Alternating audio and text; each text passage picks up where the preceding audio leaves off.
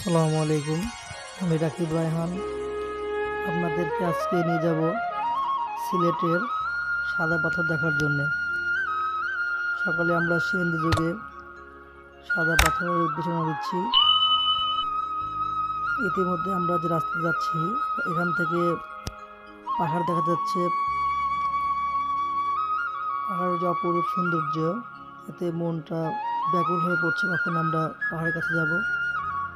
পাহাড়েতে এখান থেকে দেখা যাচ্ছে, ক্যামেরায় ভালো দেখা যাচ্ছে কিনা বুঝতে পারতেছি না।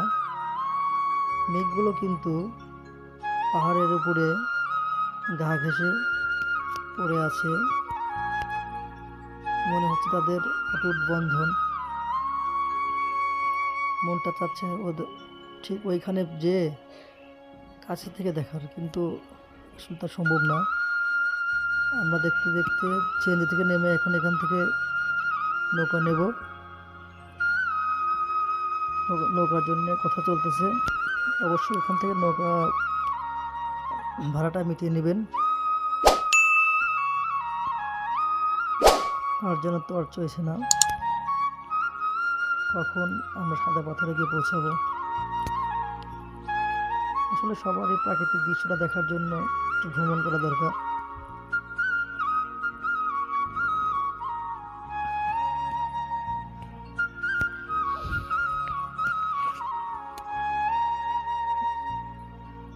কিছুক্ষণ যাওয়ার পরে আমরা প্রায় সাদা পাথরের কাছে পৌঁছে গেছি। এখানে আসার পরে চোখে পড়লো পাহাড়ের উপরে কিছু বাসিন্দাদের বাসা। এখানে হয়তো ওরা বসবাস করে। বাম দিকে তাকাতেই তো অবাক, মেঘগুলো এসে পাহাড়ের সাথে কীভাবে অটুট বন্ধনের সাথে জড়িয়ে আছে, দেখার মতো পরিবেশ।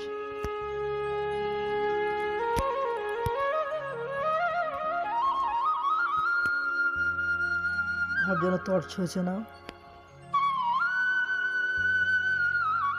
মনে হচ্ছে যে কোনো উপায়ে পাহাড়ে উঠে কাছ থেকে মেঘগুলো ছুঁয়ে দেখি, কিন্তু তা তো সম্ভব না।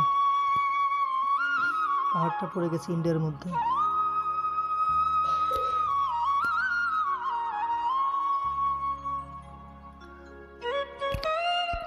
যতটুকু পারি কাছে থেকে পাহাড়ের ঝর্ণার আনন্দ নেওয়ার জন্য সাদা পাথরে আসা। কিছুক্ষণের মধ্যে এখানে পৌঁছে যাব। ধৈর্য যেন আর মানছে না।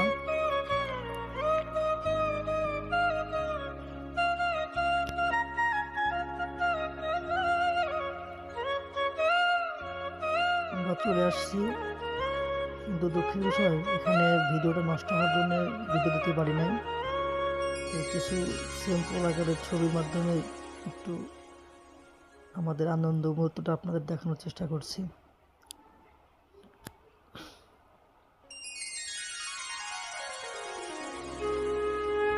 ভালো লাগলে পাশে থাকবেন এবং আমাদের উৎসাহিত করবেন, আমরা যেন আরও ভালো ভিডিও তৈরি করে আপনাদের মাঝে দিতে পারি। এবং আমাদের চ্যানেলটা